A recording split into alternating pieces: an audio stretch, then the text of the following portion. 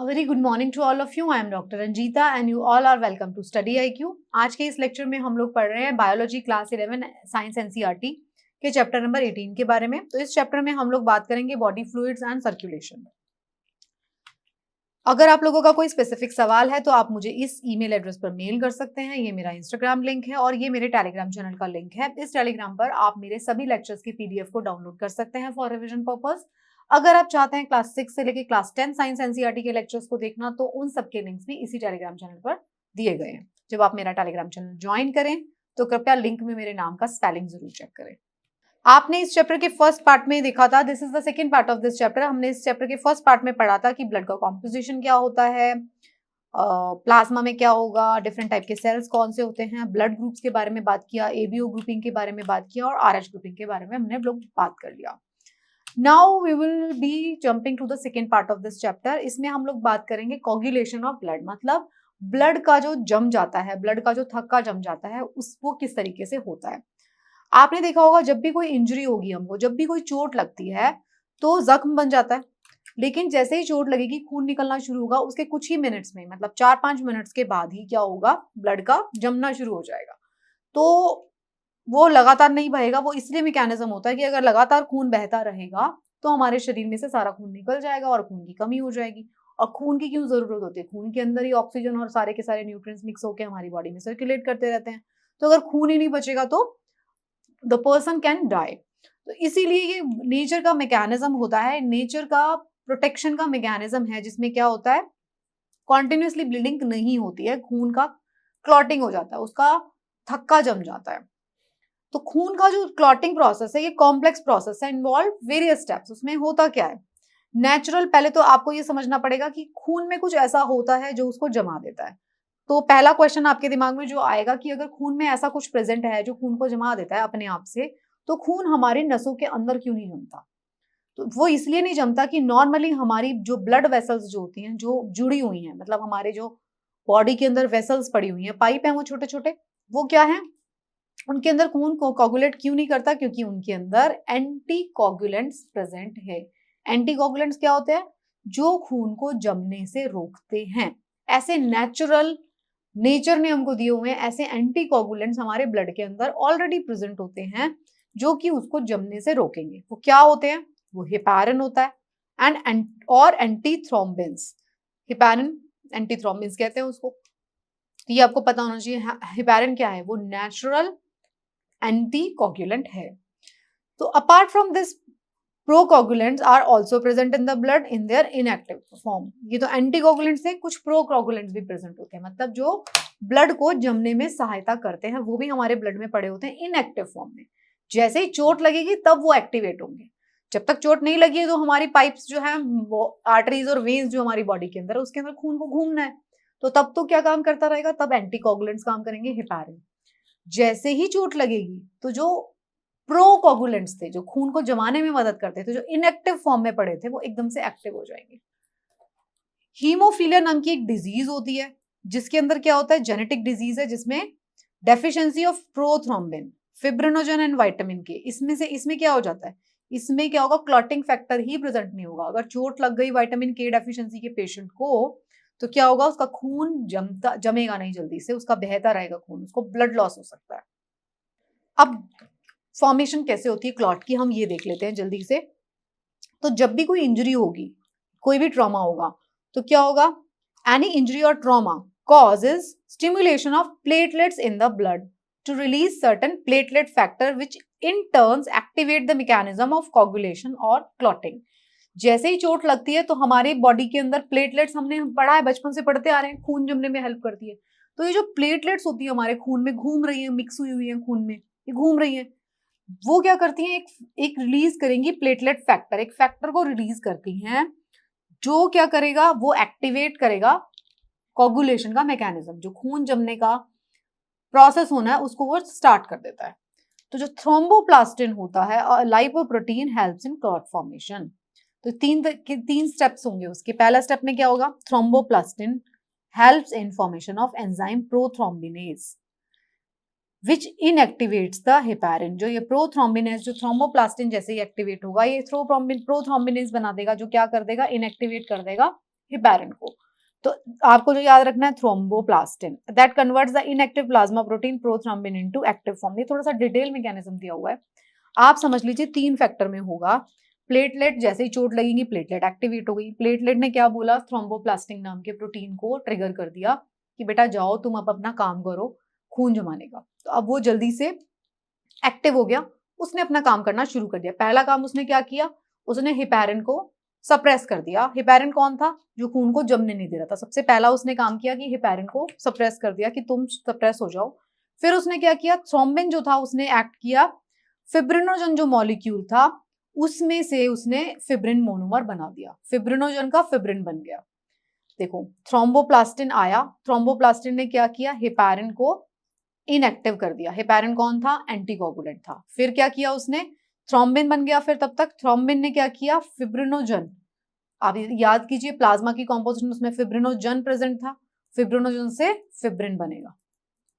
Fibrin है non soluble, insoluble, तो fibrin बन जाएगा। ये फिब्रिन ही खून को जमाने का काम करता है। इस रिएक्शन में क्या होगा, थ्रोम्बोकाइनेज, जो फिब्रिन मोनोमर है वो पॉलीमराइज हो जाएगा और लंबी लंबी चेन्स बन जाएंगी, फिब्रिन का पॉलीमराइजेशन होगा। इससे क्या होगा, finally leads to the formation of clot, जो कि रेडिश ब्राउन कलर का होगा। Certain factors release by tissue also help in initiating coagulation at the time of injury. तो 3 स्टेप में हो रहा है, आप बहुत ज्यादा इसको डिफिकल्ट स्टेप नहीं है। प्लेटलेट्स, जैसे ही आपको चोट लगी तो प्लेटलेट्स में से क्या आया, प्लेटलेट्स एक्टिवेट हुई, उधर से क्या आया, प्रोथ्रोम्बोप्लास्टिन से थ्रोम्बोप्लास्टिन बन गया। थ्रोम्बोप्लास्टिन ने क्या किया, थ्रोम्बोप्लास्टिन ने किया पहला काम जाके कि भाई हिपैरिन को सप्रेस कर दो, और फिर उसने दूसरा काम किया, फिब्रिनोजन से फिब्रिन बना दिया, फिब्रिनोजन से फिब्रिन। फिब्रिन ने क्या किया, मल्टीप्लीकेशन स्टार्ट कर दी, third, first step, second step, third step. Fibrin ने बहुत सारे फिब्रिन फिब्रिन फिब्रिन बनाना शुरू कर दिया, उसने क्या किया, क्लॉट बना दिया। बस 3 स्टेप में ये होता है। तो किस किस का रोल आता है, प्लेटलेट्स का पहला रोल है, खून जमाने में मदद करती है। प्लाज्मा, ब्लड के अंदर प्लाज्मा है, प्लाज्मा के अंदर एक प्रोटीन है फिब्रिनोजन। फिब्रिनोजन तो होता है वो सॉल्युबल होता है, पानी वो खून में घुला रहता है। जैसे ही चोट लगती है तो ये जो प्लेटलेट्स थी उसमें से थ्रोम्बोप्लास्टिन जो रिलीज हुआ था उसने क्या किया, फिब्रिनोजन का फिब्रिन बना दिया। उसको फिब्रिन बनते ही वो इंसॉल्युबल होता है, फिब्रिन का फिर मल्टीप्लिकेशन हुआ और फिर क्लॉट फॉर्मेशन हो गई। इस तरीके से क्लॉट का फॉर्मेशन होता है। जैसे ही चोट लगती है, कोई भी कट लगता है, तो कौन सी सेल्स एक्टिवेट हो जाती है, प्लेटलेट्स। प्लेटलेट्स एक्टिवेट हो जाती है, वो थ्रोम्बोप्लास्टिन, थ्रोम्बोप्लास्टिन फिब्रिन से फिब्रिन बनता है, फिब्रिन का मल्टीप्लिकेशन होता है और क्लॉट फॉर्मेशन हो जाता है। तो दिस इज द मैकेनिज्म। बस आपको अगर एग्जाम में सवाल पूछा जाएगा तो 2-3 कॉम्प्लेक्स इस तरीके के स्टेटमेंट दे दिए जाएंगे कि पहला आपको पता होना चाहिए कि प्लेटलेट्स इन्वॉल्व है, फिर आपको थ्रोम्बोप्लास्टिन का नाम भी पता होना चाहिए, आपको हिपैरिन का नाम पता होना चाहिए, हिपैरिन एंटीकोगुलेंट है, फिब्रिनोजन से फिब्रिन बन रहा है। फिब्रिनोजन कौन है, वो प्लाज्मा के अंदर प्रोटीन है, प्लाज्मा का प्रोटीन है। 3 प्रोटीन पढ़े थे हमने, फिब्रिनोजन पढ़ा था हमने, ग्लोबुलिन्स पढ़े थे हमने, एक और पढ़े थे ना, एक और प्रोटीन पढ़ा था। तो ये 3 तरीके के हमने प्रोटीन्स उसके अंदर पढ़े थे, आप चार्ट में से रिवाइज कर लीजिए। तो ये जो है क्लॉटिंग में काम आते हैं। सो दिस वाज क्लॉटिंग का मैकेनिज्म जो था वो ये था शॉर्ट में। अगर आप डिटेल पढ़ना चाहते हैं तो आप इस स्लाइड से पूरा डिटेल पढ़ सकते हैं। नेक्स्ट जो हमारा टॉपिक है दैट इज अबाउट लिम्फ। अब तक हमने क्या पढ़ा, अब तक हम ब्लड की बात कर रहे थे। ब्लड कहाँ पे था, ब्लड था हमारी ब्लड वेसल्स के अंदर घूम रहा था। ब्लड वेसल्स कहाँ पे हैं, पूरे शरीर में हमारे फैली हुई हैं। इसका डायग्रामेटिकली हम बहुत बार देख चुके हैं। पूरे बॉडी के अंदर वेन्स हैं, आर्टरीज, और दोनों कनेक्ट किससे हुई हैं, कैपिलरीज से। तो हमारे पूरे ब्लड शरीर में ब्लड वेसल्स फैली हुई हैं। अब बात आती है लिम्फ की। अब लिम्फ भी एक और फ्लूइड है। तो लिम्फ जो है वो अपनी लिम्फेटिक वेसल्स और लिम्फ नोड्स के थ्रू घूम रहा है, वो एक और फ्लूइड है। अगर आप इस डायग्राम को देखते हैं तो आपको नजर आएगा कि ये सारे लिम्फेटिक डायग्राम दिखाया गया है, ब्लड वेसल नहीं, इसमें लिम्फेटिक ड्रेनेज दिखाई गई है। इसमें आपको देखने को मिलेगा, देखिए नेक में कहाँ पर है, नेक में लिम्फ नोड्स हैं। यहाँ पे क्या है, टॉन्सिल्स। टॉन्सिल्स कितने कॉमन है, टॉन्सिल स्वेलिंग हो जाती है, लोगों को इन्फेक्शन हो जाता है। यहाँ पे सब जगह लिम्फ नोड्स हैं। ये देखिए आर्म पिट्स में हमारे लिम्फ नोड्स हैं दोनों, हमारे हार्ट के पास लिम्फ नोड्स हैं, स्टमक के बीच में लिम्फ नोड्स हैं, हमारे यहाँ पे ग्रॉइन रीजन में लिम्फ नोड्स हैं, पेंडिक्स है हमारे यहाँ पे लिम्फ नोड्स हैं। तो ये सारे के सारे अलग अलग जगह हैं जहाँ पे हमारे लिम्फ नोड्स प्रेजेंट है। नेक में देखो कितने लिम्फ नोड्स प्रेजेंट है। तो ये सारे के सारे, ये जाल देखिए जो ग्रीन कलर का आपको दिखाई दे रहा है ना, वो लिम्फेटिक वेसल्स का आपको जाल दिखाई दे रहा है। तो लिम्फ क्या है? लिम्फ भी एक तरीके का फ्लूइड है जो हमारी बॉडी में घूम रहा है। किसके बीच में घूमता है वो लिम्फेटिक वेसल्स के बीच में घूमता रहता है। तो ये एक और फ्लूइड है, कनेक्टिव टिश्यू है ये। ब्लड भी हमारा कनेक्टिव टिश्यू था, तो ये लिम्फेटिक फ्लूइड भी एक कनेक्टिव टिश्यू है that floats inside specialised vessels हैं जिनको लिम्फ वेसल्स कहा जाता है, उसके अंदर घूम रहा है। कॉम्पोजिशन में क्या है इसके? कॉम्पोजिशन भी वही है, colourless fluid containing high concentration of WBCs। इसके अंदर WBCs हैं। इसके अंदर मिसिंग क्या है? इसके अंदर RBCs मिसिंग है। यही इसका क्वेश्चन भी होता है। लिम्फ के अंदर RBCs नहीं होते, लिम्फ के अंदर क्या है? WBCs हैं। Yes, overall composition is similar to blood, except क्या चेंज है? RBCs नहीं है उसके अंदर। Absence of RBCs, platelets and some plasma protein and having less calcium and phosphorus than blood। दो चीजें इसके अंदर मिसिंग है, RBCs भी नहीं है, इसके अंदर प्लेटलेट्स भी नहीं है। प्रेजेंट है क्या इसके अंदर? इसके अंदर WBCs प्रेजेंट है। और क्योंकि ये लिक्विड है तो फिर इसका कोई ना कोई क्या होगा? प्लाज्मा की तरह उसके अंदर कुछ रहेगा। तो ये सब प्रेजेंट है। देखिए, एक तो आपकी आर्टरीज और वेन्स वाली सारा सिस्टम फैला हुआ है, दूसरा एक और सिस्टम फैला हुआ है आपके बॉडी में, वो है लिम्फेटिक ड्रेनेज का सिस्टम। बार बार मैं आपको ये एग्जांपल देती हूँ, जैसे कि आपके घर के अंदर वायरिंग हुई हुई है। एक आपके घर की मेन वायरिंग हुई हुई है इलेक्ट्रिसिटी की, जिसको आप मान लीजिए आपकी एक सबसे पहली वायरिंग हुई हुई है आपके घर में, पूरे घर में आपके पाइप्स डले हुए हैं पानी के, पानी ले जा रहे हैं, पानी गंदा पानी ला रहे हैं, सूएज के पाइप लगे हुए हैं, फ्रेश वाटर आ रहा है, गंदा पानी जा रहा है, वो आपकी आर्टरीज और वेन्स है। फिर आपके बॉडी के अंदर डली हुई है इलेक्ट्रिसिटी की वायर्स आपके घर में, तो वो मान लीजिए आप उसको नर्व्स से मान लीजिए, नर्वस सिस्टम आपका। फिर एक और डली हुई है मान लीजिए आपके घर के अंदर केबल की तार, उसको आप मान लीजिए लिम्फेटिक। तो वो एक तीसरे तरीके की तार है, केबल की तार ऊपर नीचे सब जगह डली हुई है। अभी तो केबल की तार नहीं डलती, पुराना जमाना मान लो, केबल का तार डला हुआ है आपके घर के अंदर, उसको आप मान लीजिए लिम्फेटिक। तो ये एक अलग सिस्टम है, पूरा का पूरा कनेक्टेड है हमारे ब्लड से, लेकिन उसकी सप्लाई थोड़ी अलग है। कनेक्शन है, कहीं कहीं पे ब्लड के साथ कनेक्शन होते हैं। अब इसका काम क्या है ये देखते हैं। लिम्फेटिक सिस्टम जो है इलेबोरेट नेटवर्क है वेसल्स का, जिसके अंदर क्या कलेक्ट करता है? वो इंटरस्टिशियल फ्लूइड। इंटरस्टिशियल फ्लूइड क्या होता है? Tissue fluid. जो हमारे टिश्यूज है, टिश्यूज कैसे बने थे? सेल्स थी, स्पेशलाइज्ड सेल्स ने क्या बनाया? एक तरीके का टिश्यू। तो वो जो टिश्यूज थे स्पेशलाइज तरीके के, उसके बीच में जो स्पेसेस हैं, टिश्यू फ्लूइड होता है उसके बीच में, along with some proteins molecules and drains it back into major veins। तो ये वेन्स से वहां से टिश्यू फ्लूइड्स को उठाते हैं और वापस से वेन्स में ही डालते हैं। तो जो लिम्फेटिक वेसल्स होती हैं are present in all tissues, सारे टिश्यूज में है। एक्सेप्शन कौन है? Central nervous system and cornea. हमारी आंख के कॉर्निया में नहीं है और सेंट्रल नर्वस सिस्टम में नहीं है lymphatic drainage. Apart from that हमारे पूरे बॉडी के अंदर लिम्फेटिक ड्रेनेज प्रेजेंट है। तो ये दो चीजें कौन सी है? Central nervous system and cornea. दो कौन सी सेल्स नहीं है? RBCs नहीं है एंड प्लेटलेट्स नहीं है। तो ये आपको फैक्ट्स याद करने हैं लिम्फ के बारे में। ये लिम्फ आप देख सकते हैं पूरी बॉडी के अंदर पूरा किस तरीके से फैले हुए हैं लिम्फ नोड्स अलग अलग जगह पे। आपने देखा होगा जब कोई ज्यादा इन्फेक्शन हो जाता है तो आपको अपनी आर्म पिट में, बाजू की जो नीचे वाली जगह है, यहाँ पे आपको दर्द होनी शुरू हो जाती है। आपके ज्यादा इन्फेक्शन हो रहा है तो आपके टॉन्सिल्स में स्वेलिंग आ जाती है। देखा है ना आपने, एक्सपीरियंस किया है। अब फॉर्मेशन कैसे हो रहा है लिम्फ का? तो कैसे होता है ये? As the blood passes through the capillaries, arteries और वेन्स एक दूसरे के साथ कनेक्ट होती हैं। ये आर्टरीज वेन्स एक दूसरे कनेक्शन हो रहा है, ये कैपिलरीज के फॉर्म में। As the blood passes through the capillaries of the arterial system into tissues, some water along with many water soluble substance come out in the spaces between the cells of the tissue। Arteries veins connected है, सारे tissues पड़े हुए हैं, अलग अलग organs पड़े हुए हैं, उन सबके चारों तरफ ब्लड वेसल्स पड़ी हुई है, ये हम जानते हैं। वो जो ब्लड वेसल्स में जब जो ब्लड फ्लो करता है तो थोड़ा सा ब्लड जो है निकल जाता है, सीपेज हो जाती है उसकी, और वो स्पेस के बीच में चला जाता है।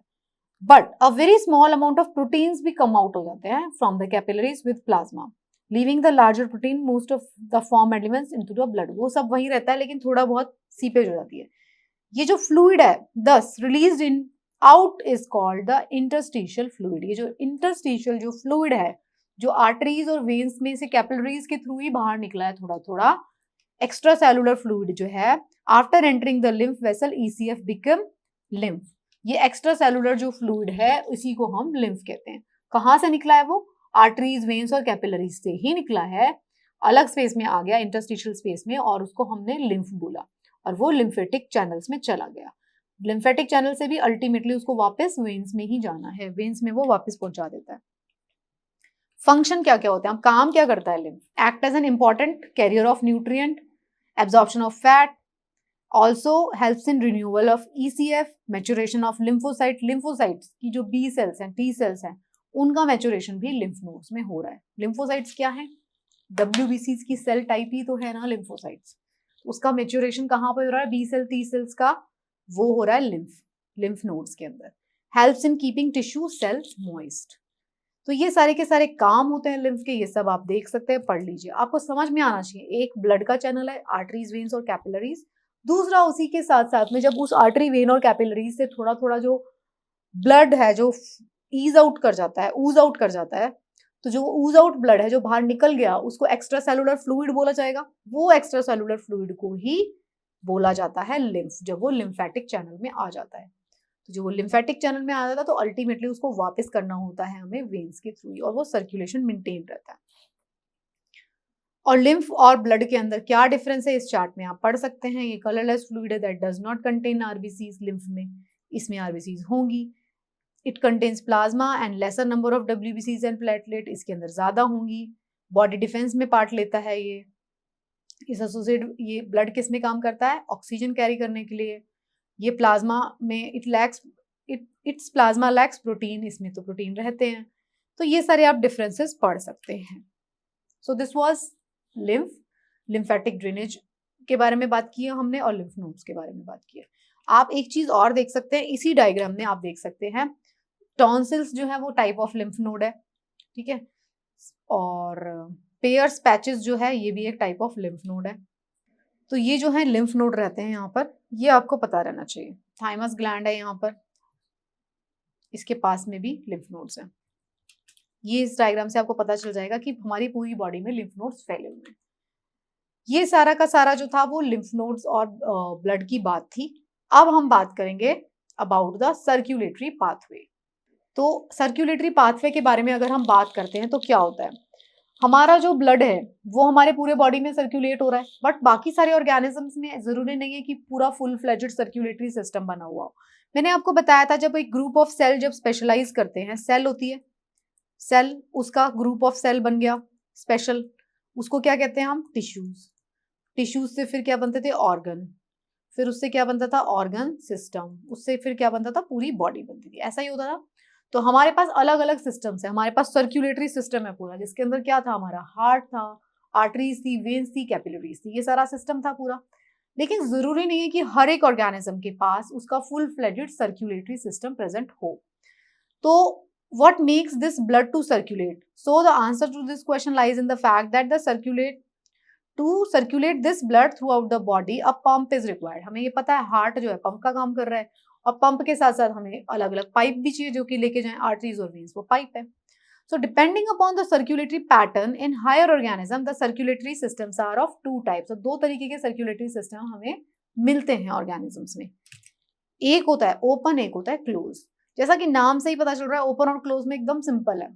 ओपन में क्या होगा?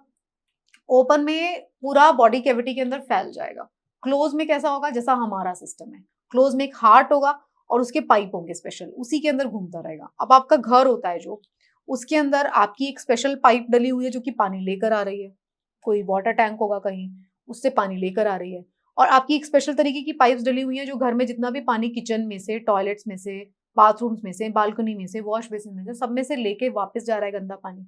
क्या आपने ऐसा देखा है कि वो पानी आपके घर में आके ऐसे फैल गया? फैल जाता है कभी कभी, प्रॉब्लम, बारिश, टूट गया पाइप, लेकिन जनरली वो ऐसे नहीं फैलेगा बॉडी कैविटी के अंदर, पूरे रूम्स के अंदर नहीं फैलता। तो वो क्या हो रहा है? वो क्लोज सर्कुलेटरी सिस्टम है जिसमें एक स्पेशलाइज चैनल्स बने हुए हैं। ओपन सर्कुलेटरी सिस्टम में क्या होगा?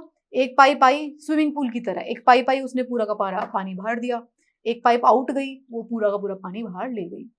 वो एक तरीके का ओपन सर्कुलेटरी सिस्टम एग्जाम्पल था। अब हम देख लेते हैं इसमें क्या लिखा हुआ है। ये एक टाइप का सर्कुलेटरी सिस्टम है in which blood pump by the heart is pass through a vessel into the spaces और body cavities known as sinuses. वो बॉडी की कैविटीज में चला जाएगा, साइनसेस में। From there the blood is collected by large veins which opens into the heart. फिर वो उसको कलेक्ट करके हार्ट में लेके जाएंगी। This type of system the blood does not contain the respiratory pigment and if present it dissolve in the plasma. This type of system is found in arthropods and mollusk. हो क्या रहा है, एक heart है उनके पास, उसने system pump किया, इतनी बड़ी सी स्पेस है, साइनस जिसको बोलते हैं, उसके अंदर आ गया, फिर यहाँ से उठ के जाएगा।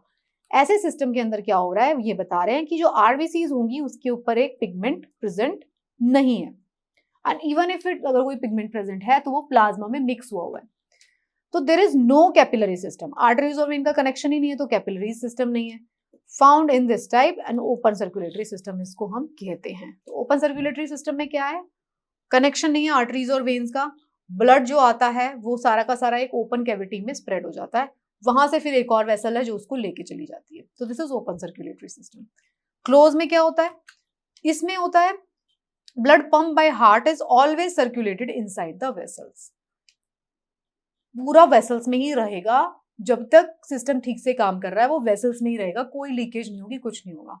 From evolutionary point of view, this pattern is considered to be the most advantageous, and it supplies blood to the deepest tissues of the body, and it is found in annelids and chordates. Large spaces में नहीं आएगा। Chordates मतलब जिसके अंदर chord present होगी, जो कि मतलब नोटोकॉर्ड जिसके अंदर प्रेजेंट होती है हायर एनिमल्स में। तो इसमें वही है एग्जांपल जो मैंने आपको दिया था, क्लोज सिस्टम के अंदर जो है वो ब्लड जाएगा, ओपन कैविटीज में ब्लड नहीं आएगा। क्लोज सिस्टम में होने की वजह से कैपिलरीज, छोटे से छोटे पार्ट में कैपिलरीज रहेंगी, छोटे से छोटे, आपकी फिंगर टिप के ऊपर भी कैपिलरीज है, आपकी बॉडी के जितने भी छोटे से छोटे पार्ट्स हो सकते हैं, कान के एंड्स तक, सबके पास कैपिलरीज गई हुई है, पूरी ब्लड सप्लाई होती है। तो this is close circulatory system. So I hope आपको ये second part of this chapter को आप समझ पाए होंगे अच्छी तरीके से। So thank you so much. I hope आप इससे जुड़े हुए सारे सवालों को भी कर पाएंगे, एंड मैंने कोशिश की है कि मैं आपको आसान भाषा में समझा पाऊँ एग्जाम्पल्स देके। So thank you so much and best of luck for your preparation.